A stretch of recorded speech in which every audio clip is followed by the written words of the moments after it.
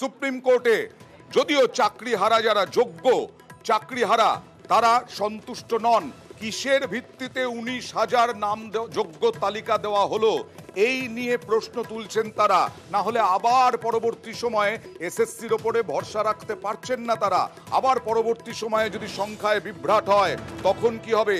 তখন তো আবার নতুন করে মাথায় বাজ পড়বে এই যোগ্যদের।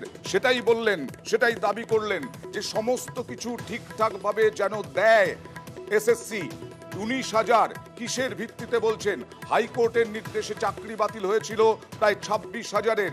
এর আগে সিদ্ধার্থ মজুমদার এসএসসি চেয়ারম্যান তিনি বলেছিলেন যে তারা যোগ্য অযোগ্যের তালিকা দেবেন। এসএসসির আইনজীবীর সওয়ালে হলো আজকে নয়া মোড়। সুপ্রিম কোর্টে যোগ্য তালিকা। আইনজীবী সিদ্ধার্থ মজুমদার 3রা মে কি বলেছিলেন দেখুন। আমরা চেষ্টা করব মহামান্য সুপ্রিম কোর্টকে এটা আশ্বস্ত করতে যে এই তালিকা থেকে যোগ্য অযোগ্য বিভাজন করা সম্ভব। আমরা যেমন অযোগ্যদের একটা তালিকা দিয়েছিলাম তেমনি ওই বিতর্কিতদের তালিকা আমরা অনারেবল সুপ্রিম কোর্টের কাছেও তুলে ধরব।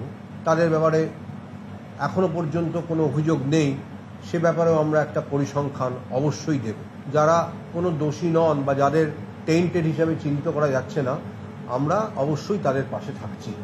3রা মে এ কথা বলেছিলেন। আর এই মুহূর্তে সরাসরি চলে যাব প্রতিনিধি অর্ণবের কাছে। অর্ণব, কি হলো প্রধান বিচারপতির এজলাসে?